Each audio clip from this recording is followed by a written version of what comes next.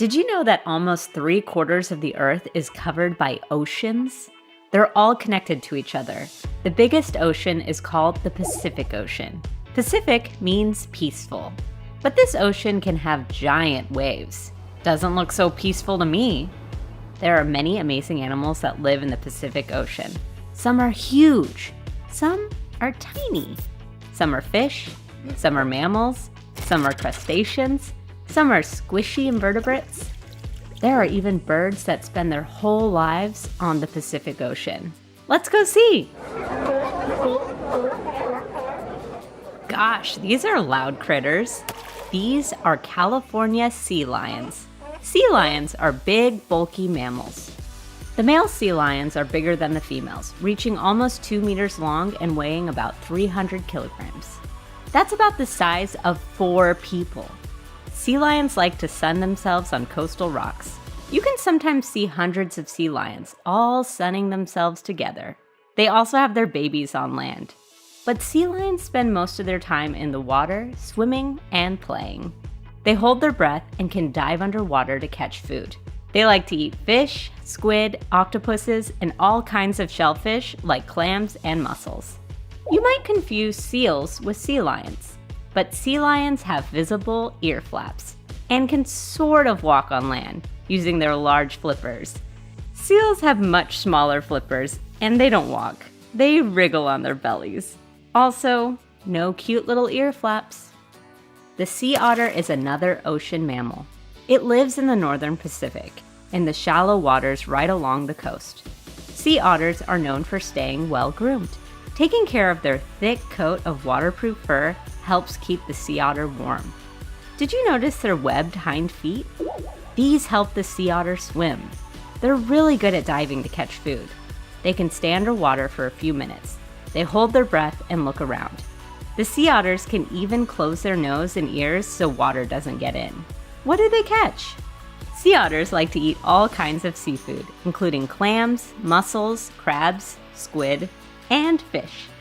They bring their catch back up to the surface. Then the sea otter floats on its back and eats the food off its tummy. It uses a rock to break open its meal. Sea otters have favorite rocks they carry around with them. Did you know sea otters have pockets? Really, they're flaps of loose skin under each arm that they use like little pouches. They also use them when diving to carry as much food as possible back to the surface. Sea otters spend most of their time in the ocean. They even have their babies there. Aw, cute. They are very social and form groups of up to 100. They float together in these groups called rafts. They even sleep while floating, often holding on to seaweed. They also like to hold on to each other so they don't float away from the group. The blue whale is the largest animal that has ever lived. It's even bigger than the biggest dinosaurs. They get up to 30 meters long, almost 100 feet, and can weigh almost 200 tons. Would you believe blue whales get this big eating teeny tiny food? They live on krill, which is a very, very small animal that kind of looks like a shrimp. A blue whale has to eat millions of krill each day. The whales swim through the water with their mouths open, letting the swarms of krill float inside. Then the whale closes its mouth and lets the water flow out through a kind of screen called baleen plates. The water goes out, but the krill are trapped inside. Yum, yum, yum. Blue whales have enormous babies, which is not surprising. They are about 7 meters long and weigh more than 2 tons when they are born. Whales are mammals, which means they nurse their young.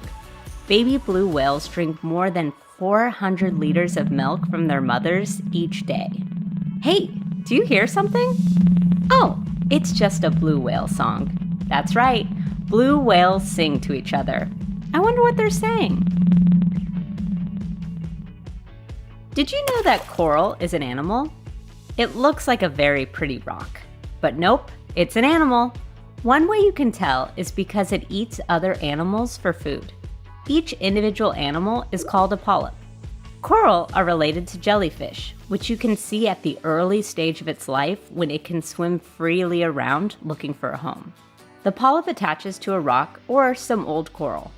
Then it grows a harder outer skeleton. Over time, if many polyps grow together, they form what we call a coral reef.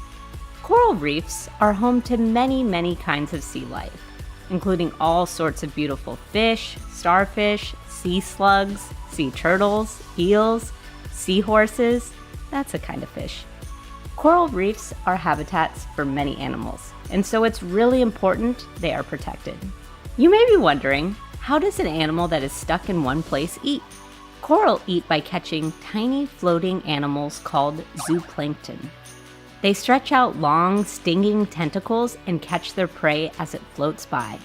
Then they pull their tiny prey into their mouths. Many coral also have a close relationship with algae. The algae can do photosynthesis, using sunlight as well as carbon dioxide from the coral to make sugar for food. The algae share the food they make with the coral. The coral, in turn, give the algae a safe home. We call this kind of mutually beneficial relationship symbiosis. Here's another kind of symbiotic relationship: the orange clownfish and the magnificent sea anemones. They are two very different kinds of animals, but they live together in harmony. The clownfish makes its home in and around the anemone. These cute stripedy fish like to eat algae, as well as various small animals like worms. They swim in and out of the anemone tentacles. The anemone, on the other hand, stays rooted in one place and waits for its food to come close enough to catch. Anemones will eat fish, shrimp, mussels, sea urchins. They use their stinging tentacles to stun their prey before eating it. But they don't sting the clownfish.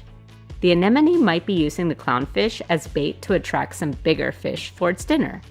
The other fish come nosing around, and bam! Stung by the anemone. Here's a familiar sight to whale watchers: the gray whale. This kind of whale looks like it's covered with rocks. Those are actually little animals called barnacles. When the barnacles fall off, they leave scars behind on the whale. Aw, poor little whale. I mean, poor giant enormous whale. The gray whales grow up to about 15 meters and weigh about 40 tons. This is another baleen whale. It eats by snuffling up small creatures from the bottom of the ocean and then filtering them using the baleen plates in its mouth. Gray whales travel long distances every year, up to 11,000 kilometers. They travel along familiar routes, which makes it easier for whale watchers to spot these gray whales than some other more unpredictable whales. They are often seen on the west coast of North America, singing songs to each other and herding their little babies. Well, when I say little, I mean compared to the parents. Baby gray whales are about 5 meters long and weigh a ton. I mean literally a ton, about 2,000 pounds. Orcas are sometimes called killer whales. They're actually dolphins, the world's largest dolphin.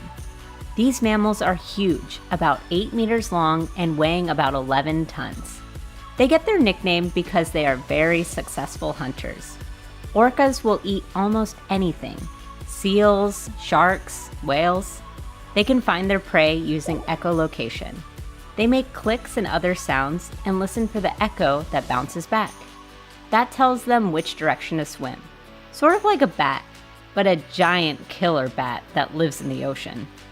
You can recognize orcas by their distinctive black and white coloring. It might help them stay camouflaged in the water. It's hard to see just where they begin and end. There's also a tricky part of their coloring. That giant white spot is not their eye. That's their eye. Orcas work together in family pods of up to 40 animals to chase down their prey. They're also known to use very clever hunting techniques.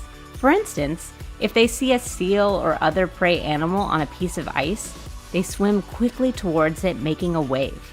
The wave knocks the seal off the ice into the water, and bam, the orca gets its dinner. Orcas also sing songs to each other, probably congratulating themselves on being excellent hunters.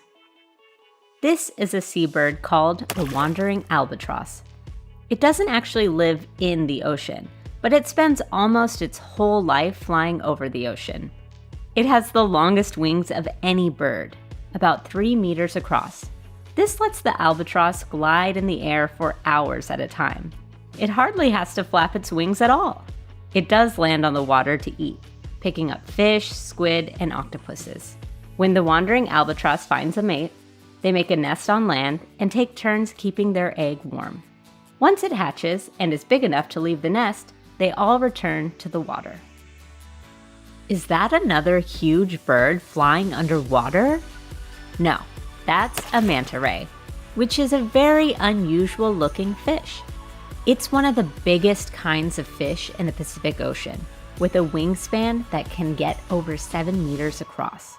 The biggest manta ever caught was over 1,000 kilograms, and by now you might not be surprised that it got that big by eating teeny tiny plankton.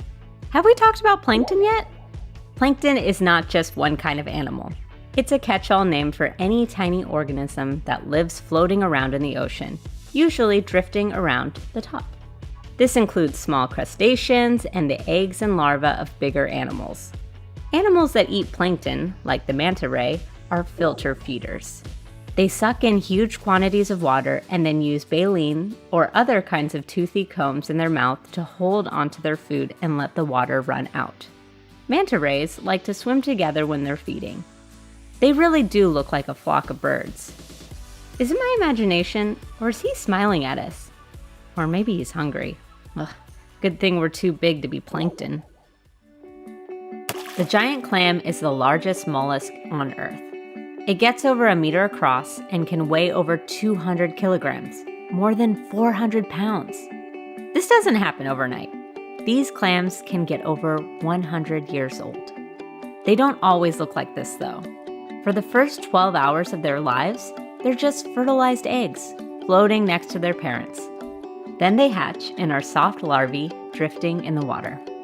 Within a few days, they start growing a shell around themselves. They soon settle down and attach to one spot, where they will live the rest of their lives. The clams have a symbiotic relationship with algae.